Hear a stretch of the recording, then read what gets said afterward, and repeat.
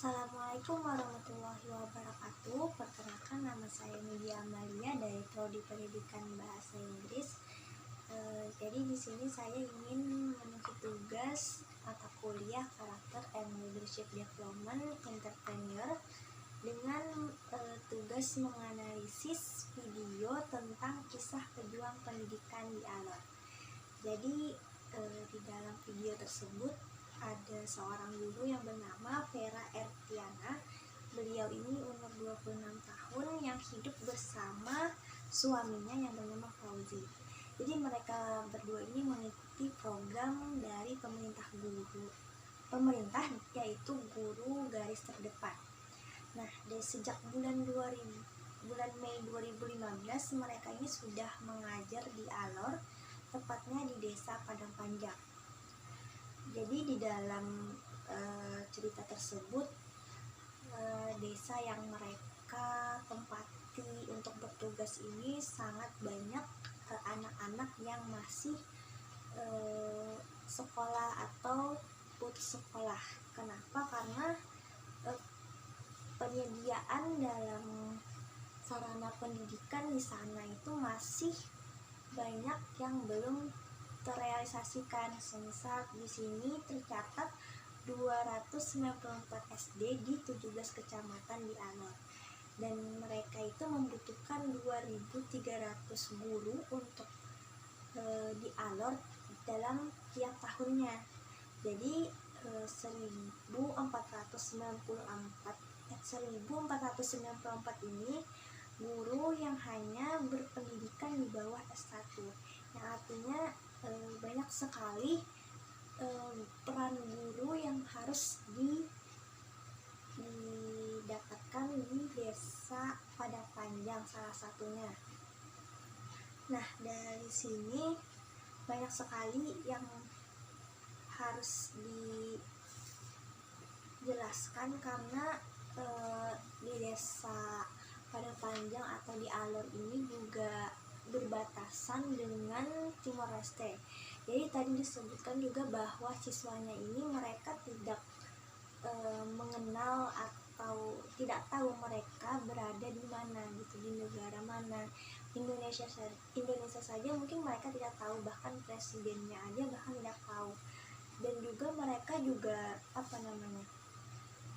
dalam sekolah, untuk pergi ke sekolah pun sangat membutuhkan banyak waktu karena berjalan kaki, dan juga sarana dan juga fasilitas di sekolah belum memadai, seperti adanya alat buku atau misalkan jauh dari teknologi dan segala macam yang mungkin agak kurang di sana. Jadi dalam artian di sini sejak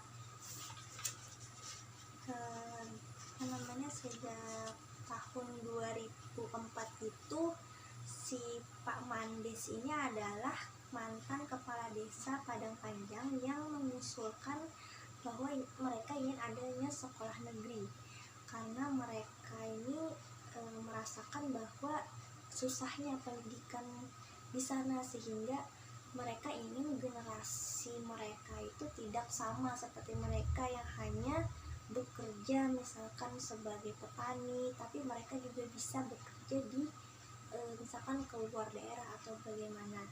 Akhirnya gak cuma bisa memberdayakan sumber daya alam di sana, tapi dengan sumber daya manusianya juga mereka dapat mengelola sumber daya alam di sana. Nah, itu yang mungkin menjadi pandangan atau harapan yang dilakukan oleh Pak Mandes selaku mantan kepala desa di sana. Nah, adapun untuk komitmen dari guru yang bernama Vera Ertiana ini, mereka ingin seumur hidup mengajari atau mendidik anak di sana, karena mereka pertama tadi berbatasan dengan Timor Leste, yang artinya mereka ingin meyakinkan bahwa mereka itu adalah bagian dari Indonesia, itu bagian dari tanah air, bahwa Indonesia itu masih peduli dengan mereka gitu. Nah, jadi setelah mereka namanya mengajar di sana itu mereka ingin menanamkan cinta tanah air dengan upacara, dengan bagaimana mereka bisa mengerti bagaimana sih Indonesia itu gitu. Pada tahun 2015 itu sebelum mereka ke sana mereka nggak bisa upacara, nggak bisa nggak bisa, pokoknya tentang Indonesia itu mereka nggak tahu gitu, apalagi buat upacara ya kan. Nah terus setelah itu ada juga nih sekolah lanjutan setelah SD itu SMP, tapi di SMP ini juga baru baru kelas 1 atau kelas 2, jadi masih banyak sekolah-sekolah yang masih diperlukan di sana. Dan juga di sini disebutkan bahwa guru itu juga masih diperlukan di sana, dan juga tadi akses untuk seperti buku, alat untuk menulis, atau bahkan mungkin teknologi yang dimana mereka di video tersebut hanya bisa menonton film dari laptop karena keterbatasan dari jaringan dan lain sebagainya, itu membuat mereka susah untuk melihat dunia luar gitu. Dan juga ini ada cerita sedikit tentang seorang guru yang bernama Ibu Yomima. Jadi beliau ini adalah guru kelas 1 sekaligus mengajar mengajar guru agama gitu, mata pelajaran agama. Jadi beliau ini adalah guru yang seharusnya tidak berada di bidangnya, tapi diharuskan untuk bisa gitu. Makanya beliau di situ menyebutkan bahwa beliau itu, seorang guru itu harus kreatif katanya, mau nggak mau, bisa nggak bisa tentang bidang itu ya dia harus belajar gitu karena keterbatasan tadi. Sehingga yang pertama ya yang saya dapatkan dari yang diceritakan oleh Vera Ertiana ini, beliau ini bilang bahwa murid di sana itu sangat bersemangat untuk sekolah.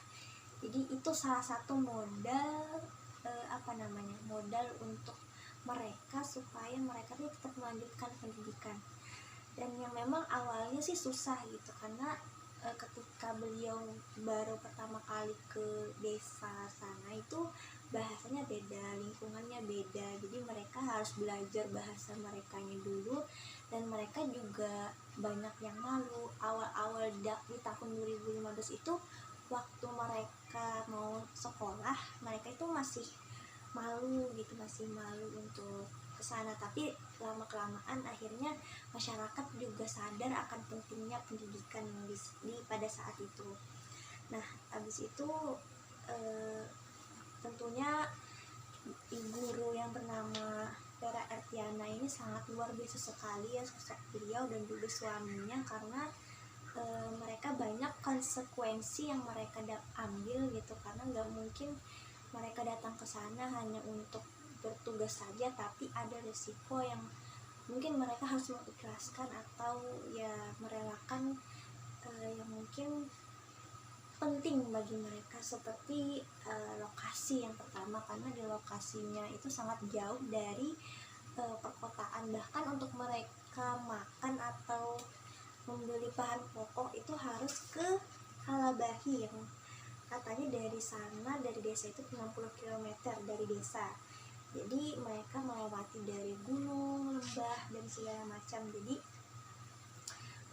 beliau itu 2 minggu sekali pada hari Jumat kan biasanya ke pasar untuk membeli bahan-bahan makanan atau alat-alat untuk kebutuhan sekolah. Jadi banyak sekali cerita di balik perjuangan mereka untuk mendidik anak di sana. Nah tadi itu masalah pertama, lokasi. Lalu mereka juga harus meninggalkan anak yang berumur, kalau tidak salah itu sudah setahun ya. Jadi beliau juga menitipkan anaknya ke keluarga mereka, dan mereka bertugas di sana. Jadi selama itu mereka meninggalkan anak yang tentunya momen-momen kebersamaan, kekeluargaan itu tidak mereka dapatkan karena mereka harus bertugas dan menjalankan kewajiban di desa Padang Panjang. Jadi sangat banyak sekali resiko yang harus mereka ambil untuk tetap belajar. Jadi beberapa yang saya paparkan tadi adalah buah hasil yang mungkin dalam pembangunan atau pendidikan itu belum terrealisasikan. Jadi belum ada pemerataan dari sana, sehingga alur ini sangat tertinggal jauh dari kita yang berada di kota gitu. Yang tentunya diharapkan untuk mereka guru-guru di sana ialah anak-anak tersebut itu bisa merasakan gitu bagaimana sih anak seusia dia bisa mendapatkan pendidikan, pengetahuan, juga ilmu yang sama seperti kita, sehingga generasi-generasi inilah yang akan menjadi garda terdepan untuk bangsa kita. Nah, lanjut mungkin apa yang saya dapatkan dari video tersebut, yaitu pertama tadi adalah seorang guru ya, yang bernama Vera Ertiana bersama suaminya itu sangat luar biasa. Banyak konsekuensi dan juga resiko yang mereka ambil untuk bisa bertugas dan menjalankan untuk mengajar di desa tersebut. Walaupun tadi akses sinyal mungkin agak susah, untuk telepon saja mereka harus mencari lokasi yang sekiranya masih terdapat sinyal di sana. Jadi sangat-sangat betul-betul penuh usaha untuk mereka bisa memberikan atau memberikan kontribusi untuk desa Padang Panjang di sana, dan juga guru-guru yang lainnya tentunya. Dan selain itu seorang guru itu sangat luar biasa ya, selagi kita yang berada di kota aja gitu, kita masih perlu mengasah soft skill kita, harus mempunyai kesabaran dan juga memberikan pandangan yang bagus untuk anak-anak murid kita dalam hal mengajar tentunya.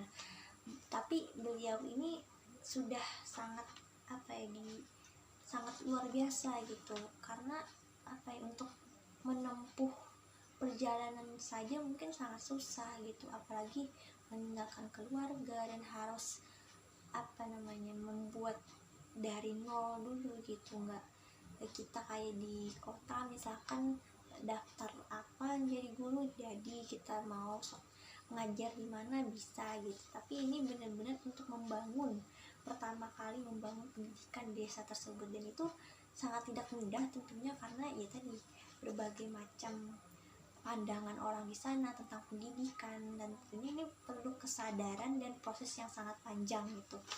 Sangat mengapresiasi sekali saya yang sebagai mahasiswa yang tentunya kita butuh orang-orang yang seperti beliau gitu. Kita butuh orang-orang yang mau berjuang untuk pendidikan kita di Indonesia, agar anak-anak generasi kita itu bisa merasakan apa yang mungkin mereka belum rasakan, sama seperti kita dulu waktu kecil yang masih belum bisa merasakan, atau orang-orang tua kita yang dulunya lulusan SMA, SMP tapi sekarang bisa berkuliah dimanapun gitu.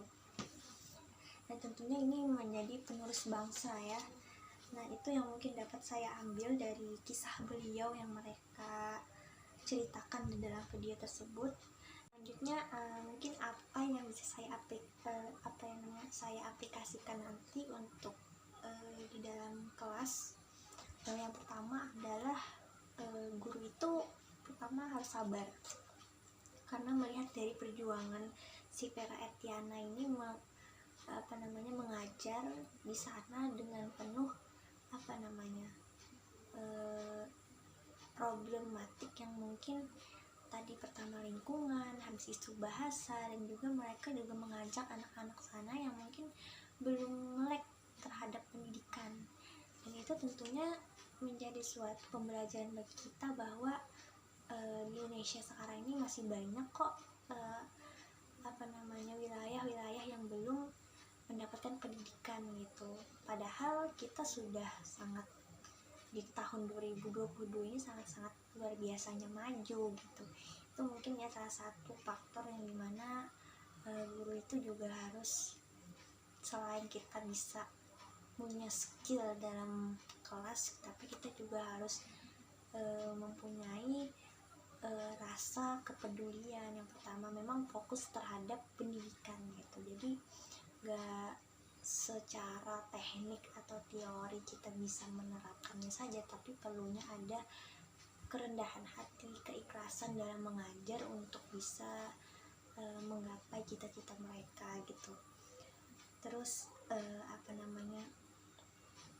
dalam mengaplikasikannya mungkin kita harus melewati pendekatan kita terhadap siswa dengan mereka yang punya karakteristik yang berbeda-beda. Tentunya itu menjadi sebuah tugas yang harus yang dilakukan oleh guru, agar guru itu tahu nanti bagaimana perkembangan anak tersebut, bagaimana kita harus melihat minat bakatnya mereka mau kemana, tujuan mereka atau personal enhancement-nya mereka kemana gitu. Kita harus kenali mereka itu dengan sedini mungkin, itu dari anak yang umur SMP atau mungkin SD sudah bisa diajarkan bagaimana mereka harus mengenal diri mereka. Dan tentunya kita juga harus memberikan mereka wadah untuk berproses sesuai minat dan bakatnya mereka. Nah, itu yang mungkin bisa saya dapat ambil dari kisah mereka, karena setuju saya juga merasakan bagaimana perjuangan itu ketika saya melihat video tersebut. Jadi menjadi seorang guru itu sangatlah tidak mudah ya, karena banyak guru di Indonesia tapi nggak semua orang yang bisa guru itu berkualitas atau profesional gitu. Masih banyak guru yang mungkin secara teknik dalam mengajar, dalam membimbing itu masih salah, atau mungkin dalam bentuk secara mereka tidak melihat gitu siswanya seperti apa, sehingga ada pemaksaan diri. Kita tuh maunya gini gitu, padahal guru itu nggak bisa memaksakan apa kehendak guru gitu. Walaupun misalkan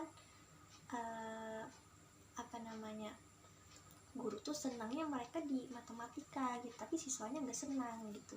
Jadi harus benar-benar melihat kondisi seperti apa mereka gitu. Mungkin itu saja yang bisa saya paparkan atau analisa tentang video tersebut. Semoga bermanfaat untuk kita yang tentunya akan menjadi seorang guru atau bahkan orang tua yang dalam mendidik anaknya nanti.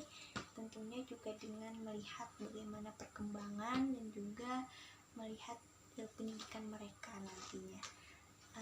Itu saja dari saya. Mohon maaf apabila ada kesalahan. Wassalamualaikum warahmatullahi wabarakatuh. Terima kasih.